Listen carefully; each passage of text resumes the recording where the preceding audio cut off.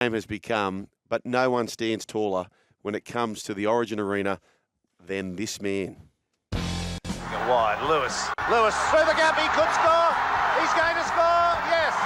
Canescu inside for Fortin beat one tackle, he's got Lewis with him, and Lewis scores! No, they're going to go from there and they're in! Oh, it's so easy! Wally Lewis has gone underneath for another try! This is Lewis, kicking again, Lewis to open spaces, another great kick from Wally Lewis, he's just picked up 40 metres on the fly. Lewis, a drop goal, is there nothing this fellow can't do? But still they raid away. This is Wally Lewis, he's in! Oh, Lewis is in again! Canescu and Daly both 10 each. And Wally's got 5. And I'll tell you something, the cans are coming onto the field here. This is a nasty moment, look at this. Where are the cans coming on the field? Queensland now on the attack. Lewis, oh yes! Oh, how strong is Lewis? Lewis makes his way upfield, he's got some pace. Lewis, can he go all the way? Still going, he does roll. Wally Lewis has gone in, and look at this. Oh, Geyer and Lewis, they're mouthing off at each other. Lewis again says something to Geyer, they push and shove. Wally Lewis probably bidding his last farewell in that maroon jumper. Is it your last one? Yeah, that's it, mate. I've got a little girl to look after now. I love her very much. Go and enjoy it, mate. Holy dooly, what a career. 3-time Dally M Representative of the Year player, that is. Named Rugby League Immortal in 1999. NRL and International Hall of Fame inductee. 7 tries in 31 Origins, 30 of which he captained. And when you go there tonight, if you go into the game, there's a big old statue. And it is that man who we're about to speak to at the front of Suncorp Stadium. The 2024 Ampol State of Origin Series erupts in a heart-pounding decider, exclusively live and free on Channel 9 HD and 9 now tonight from 7 p.m. AEST, which applies to all of us, 7 p.m. And the great man, Wally Lewis, is standing by to join the run home with Joel and Fletch. Wally, such a privilege for us to have you here on the run home.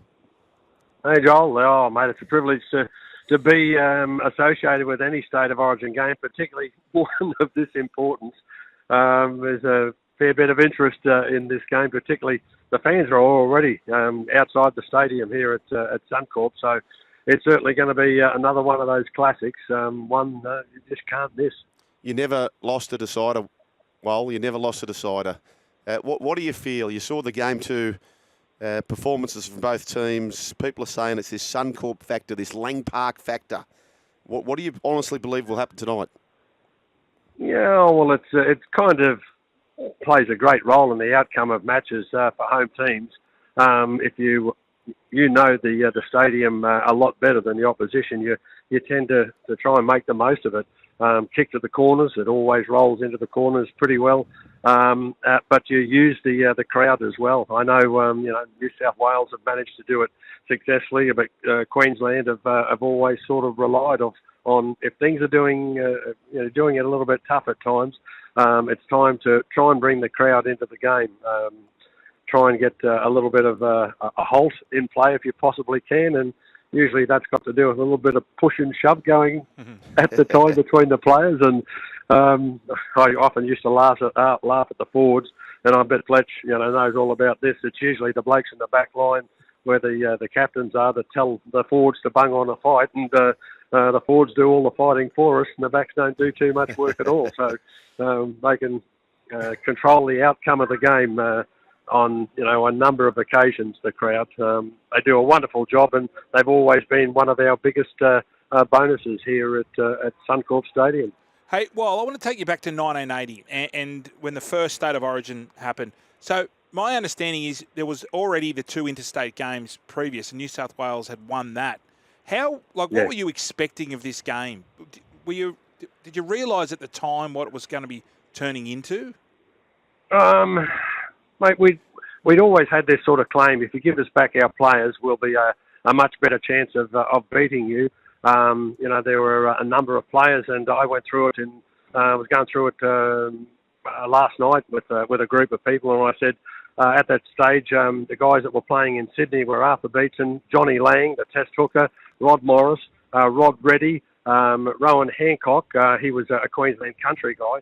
And it was quite extraordinary that we had so many players that were, internationals just didn't have the chance to play for Queensland. They were in with Sydney clubs and playing in the greatest competition in the world in Sydney. Now they had a chance after the interstate series was really regarded as a waste of time by a lot of guys from the Sydney clubs, and you could understand why. They were coming up with injuries every now and then during an interstate match, which got them out for the next couple of weeks. So they got State of Origin going, and I think everybody agrees that the interstate series was seen as just a waste of time and a problem for injuries coming up for the Sydney-based players. And with Origin came the introduction of probably the greatest game in rugby league. It was a wonderful opportunity to play in it. It was a thrill and an honour to play in those games. And I think that anybody that wasn't pleased by the standard of State of Origin football, they were pretty hard to please. Now a statue at the front of Suncorp Stadium, a nickname the King, but before most of that, you're playing 31 State of Origins, you're captain for 30, but the big one for me is, Wally, Channel 9, who you're working with these days, they have the Olympic coverage, and the Olympics, to win a medal, it takes a certain mindset. Yes, the skill and the physicality of all that, but it's a mindset. 8 times you got the man of the match. When people really sit down and think strongly about that, you're talking about every Origin. There's only 3 every year, and the 34 of the best players in the country go head-to-head, and you had the audacity, the hide, the temerity, the gall, Wally Lewis, to win it 8 times man of the match. Leave a field 8 times the man of the match. Have you ever had a chance to really sit back and think about the enormity of that? A little bit. All of my mates tell me that I must have spent some money, pulled out the wallet when the decision was being made. And probably there were a couple of occasions where that was pretty close to the mark. There were better players than me, but it was the thrill that I got, mate, and what I learnt in the early days. That was something else. Playing with that wonderful side in the first State of Origin game, Beetson, Rod Morris, Rod Reddy, Rowan Hancock had played international football, so I was just a boy and learning plenty about the game. And I used to tune in every weekend to watch the Sydney games, and certainly just try and come up and use some skills that were so common on display in the Sydney games. But the one thing that we had, and I like to bring up the story about 1984, and I was probably pretty happy, and I thought that I was playing pretty fair football, but we got to a stage where one of the journalists asked me. He said, "What's the reason that you're playing so well? You picked up another award. Who's most responsible for it?" And I know it's a well-told story, but Ron McAuliffe jumped in ahead of me at the press conference and said, "It's the Lord. Jesus Christ is the one that's responsible for Queensland's success." And he went through the team: Colin Scott, Kerry Bosted, Gene Miles, Mel Meninga, Chris Close, myself, Mark Murray at halfback, Paul Vorton, Wally Fulton-Smith, Brian Niebling, Greg Dowling, Greg Kinescu and Dave Brown. And McAuliffe said every one of those players was born within 18 months of each other.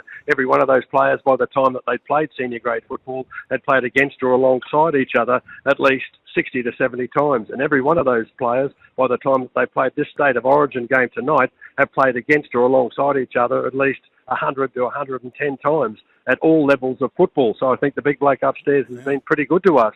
And, of course, all the journos raced to get out with the story and put it in the on the radio or in the newspapers. And I looked at Ron and I said, "Yeah, that's quite remarkable, Ron.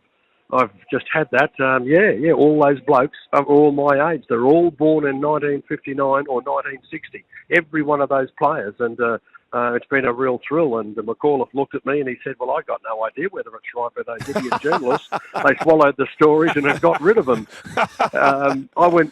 I went back and I checked it, and every one of them was born in 1959 or 1960. Wow. And by the time that we had the opportunity to play that Origin game alongside each other, we were involved in the club competition battles in Brisbane and Sydney, and I think that we learnt a lot about each other's style of play through being that pretty much same age, and it was a real thrill to have Arthur Beetson as a coach, who was kind of teaching the young dog, Oltrix. Might sound funny, but he certainly brought in a lot of his suggestions to guys that we hadn't seen these sort of things before, and all of a sudden we got to benefit from them. I reckon Ricky Stewart's heard your story, Wal, because he seems to be chasing a similar thing, Brian. He's snapping up all the very best juniors. They're all coming through at the same age. So right. There you go. To thank the Lord, apparently. Hey, Wal, I want to ask you about the running with MG, because I've been to a few sports functions with him, and he says. My favourite line, he goes, when you knew his name. And he goes, I don't know whether to fight Wally or ask for his autograph. Is there any truth into that, that you blokes, well, beforehand, he seems to think that you guys knew that he was going to come out and go mad. Did you know that he was going to, go off that night? We sort of suspected it. There'd been a bit of discussion prior to the game about him being one of the most physical, confrontational blokes in the game, and he'd been in his club football. We'd had a look at it in the build-up to the game, and it was all about being in control. Very sort of very common were his box-ons with other players, and I think it was just a matter. We were trying to stir him if we possibly could, but. I don't remember too many blokes volunteering to throw the first punch at MG. There are a lot of guys sort of saying we should be doing it, and when it came to who's going to do it, looked around the room and there weren't any hands in the air. But I kind of felt for MG because he was a very tough bloke, and he did make plenty of players look the other way. And be concerned about copping one on the chin. He was big, he was tough, and it was a case, I remember, at the end of that game, and I got in contact with him the next day, and I said, mate, I feel, for you, I said, you've been thrown in there to do one job, and I said, you're going to end up picking up a pretty big suspension for it. I said, that's not right, and we became pretty close. I don't think we're ever the greatest of mates, but he was a guy that produced his level best, and he frightened the living daylights out of us. There's no doubt about that whatsoever. He, I think he scared everybody, and some of his teammates used to say he scared us as well. We didn't know what he was going to do or when he was going to end taking it out on someone else. But he copped a little bit of a hiding for it, and I think that he didn't deserve that. He was put in a position, told what to do. He did exactly that, yet he was the one that paid a rather big penalty. Hey, Wally, I want to ask you a question. I don't know if you've been asked this ever before, but I've been fascinated. I'd be fascinated to know the answer. You've got a big night already. Obviously, corporate functions. You're having a chat with us now, which takes up part of your day. You're working with Channel 9. You walk into this stadium. Honest, I know how, obviously, for the ego, it's awesome. Everyone's climbing all over the top of you. But when you get home tonight, are you absolutely flogged? Like, I could just imagine how draining, state of origin time, particularly in Queensland at Suncorp, must be. As nice as the pats at the back are, when you get home tonight, Wally, what's the feeling at that time? It might sound funny, but I feel privileged to have been here again. I love coming to it. I love watching the players that are on display, the wonderful talent that these guys have got. And to be honest, I'm probably at a stage where I wish I could drop 40 years off my age at the moment and get back in there and play. It's a thrill to play it, mate. It really is. It's an honour to play it, represent your state, and that's fantastic. And when you can, when you're a player, you feel 10 foot tall and bulletproof, and you get the opportunity to be able to celebrate, on plenty of occasions and commiserate on others. But I'm sure everybody that's had the thrill of playing state of origin football, they feel as though they've achieved the greatest honour and one of the greatest honours in life. And it's a moment that you really do take with you all the way through your life. And it's just been a wonderful opportunity. And if we've pleased the rugby league fans in any way, I think we're extremely happy with it. One last question, Wally, and we are very privileged that you've spared this close to the game 20 minutes of your time on such a busy day. We're very appreciative of that. But speaking about big honours, and you have this honour already, you're an Immortal.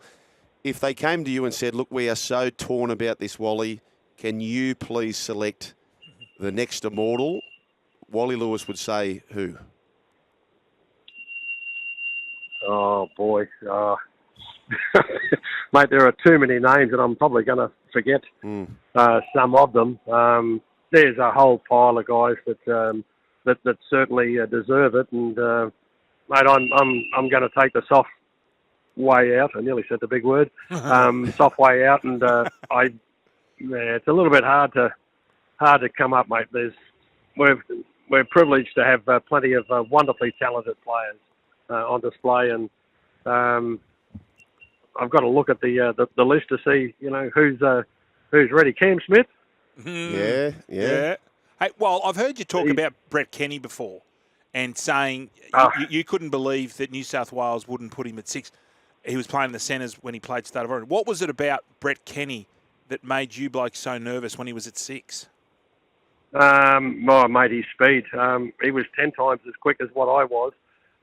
He made me look like a goose on a number of occasions. It was just his speed and his brilliance and his ability to be able to work in with Peter Sterling, which gave them a wonderful bonus for New South Wales. He was the one guy I can honestly say I've got a lot of respect for all the guys I played against. Terry Lamb was another that was sensational. Cliffy Lyons, but without being disrespectful to the others. Brett Kenny was that far in front. It was quite remarkable. And did I fear every game against him? Yes, I did. I thought if I make one mistake against this bloke, he's going to leave me with an omelette all over my face. He's going to make me look terrible and probably put the Test jersey back on the line again. He took it off me on one occasion in the early 80s. When we were on tour, I went away as vice captain of Australia. Yet Brett Kenny was named as the 5'8", and that took me a long time to get over. But I ended up just turning around and just saying it wasn't any New South Wales v Queensland hierarchy there. It was the brilliance of Brett Kenny. He was a wonderful player. Wonderful. Wally Lewis, the king, the Immortal. Thanks for joining the run home with Joel and Fletch. Thanks, boys. Good to talk to you. Thanks, Wally. What a champion. The 2024 Airpulse State of Origin Series erupts in a heart-pounding decider, exclusively live and free on Channel 9 HD and 9 now tonight from 7 p.m. I'm laughing because Brian wants to keep at him. We had to let him go about 5 minutes ago. We don't get to break it back with more, Brian.